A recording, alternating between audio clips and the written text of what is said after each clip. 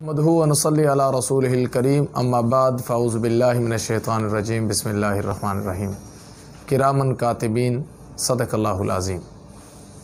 میرے واجب الاحترام ساتھیوں، حضرت معاویہ رضی اللہ تعالی عنہ جو خال المسلمین ہیں، جن کو امت کا ماموں کہا جاتا ہے، جن کی بہن ام حبیبہ رضی اللہ عنہا رسول اکرم صلی اللہ علیہ وسلم کی اہلیہ اور امت کی ماں ہیں، جن کو قرآن نے امہات المومنین میں شامل کیا ہے، تو حضرت امیر معاویہ رضی اللہ تعالیٰ عنہ جو کاتب وحی بھی تھے، جب وحی اترتی تو جو 5-6 صحابہ وحی لکھا کرتے تھے، ان میں حضرت معاویہ رضی اللہ عنہ کا بھی نام ہے اور سر فہرست ہے، اور ان کو یہ اعزاز حاصل ہے کہ نبی کریم صلی اللہ علیہ وسلم ان کو اکثر اپنے جو ہے وہ ناخن مبارک کاٹنے کے لیے ان کو بلایا کرتے تھے، اپنے بال ترشوانے کے لیے، کٹوانے کے لیے بھی انہی کو بلایا جاتا تھا۔ یہ سعادت ہے۔ اور حضرت معاویہ رضی اللہ تعالیٰ عنہ کے موضوع پہ پھر کبھی بات ہوگی۔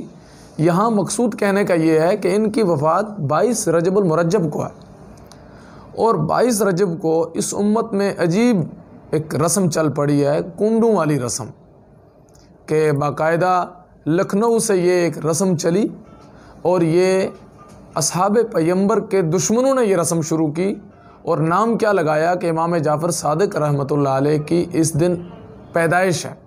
حالانکہ ایک روایت میں بھی ثابت نہیں ہے کہ 22 رجب کو امام جعفر صادق رحمۃ اللہ علیہ کی پیدائش ہے۔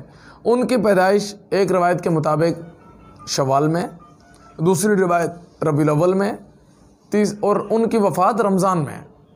تو نہ ان کی وفات ہے نہ ان کی پیدائش 22 رجب کو ہے۔ 22 رجب حضرت معاویہ رضی اللہ عنہ کی وفات ہے، اور اس خوشی میں اصحاب پیمبر کے دشمنوں نے یہ کنڈوں والی رسم شروع کی، اور یہ لکھنؤ سے تقریباً 125 سال پہلے 1902-3 میں یہ رسم شروع ہوئی۔ تو ہمارے سنی عوام بھی لا علمی میں اس رسم کے پیچھے چل پڑے، اور اب یہ چلتی چلی جا رہی ہے، اور ہر سال اس کو عروج ملتا جا رہا ہے۔ تو ہمیں ان رسم و روایات سے بچنا ہے۔ قرآن و حدیث، قرآن و سنت سے دین ثابت ہے۔ رسم و رواجات اور قصے کہانیوں کا نام دین نہیں ہے۔ تو آپ کا میرا حق بنتا ہے کہ ہم ان رسم و رواجات سے اپنے آپ کو بھی بچائیں اور اپنے آنے والی نسلوں کو بھی بچائیں، کیونکہ اللہ کے نبی صلی اللہ علیہ وسلم نے فرمایا، اہل سنت والجماعت کی نشانی یہ ہے کہ نبی کریم صلی اللہ علیہ وسلم نے فرمایا، ما انا علیہ واصحابی، فرمایا میری امت کے 73 فرقے ہوں گے، 72 جہنم میں، 1 جنت میں۔ تو صحابہ نے سر پکڑ لیا، یا رسول اللہ صلی اللہ علیہ وسلم، ہم ہوتے نا تو ہم کہتے یا رسول اللہ وہ جو جہنم میں جائیں گے ان کی نشانیاں بتائیں، وہ کون کون سے ہوں گے، وہ کون کون سے ہوں گے۔ لیکن نبی کریم صلی اللہ علیہ وسلم کے صحابہ وہ خوش نصیب صحابہ تھے، وہ تفصیل کی طرف نہیں جاتے تھے، وہ فتنے کی جڑ کو پکڑتے تھے اور وہ علاج پوچھا کرتے تھے۔ اس امت آج ہمارا تو رواج بن گیا نا جی، ہم مزے لیتے ہیں۔ ہم ہوتے تو ہم کہتے ہیں یا رسول اللہ صلی اللہ علیہ وسلم وہ 72 کون کون سے ہوں گے بتائیں۔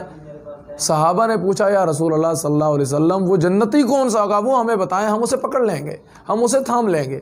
تو اللہ کے نبی صلی اللہ علیہ وسلم نے فرمایا، ما انا علیہ واصحابی، جس کا اردو ترجمہ یہ ہے اہل سنت والجماعت، مانا اہل سنت والجماعت اور صحابہ۔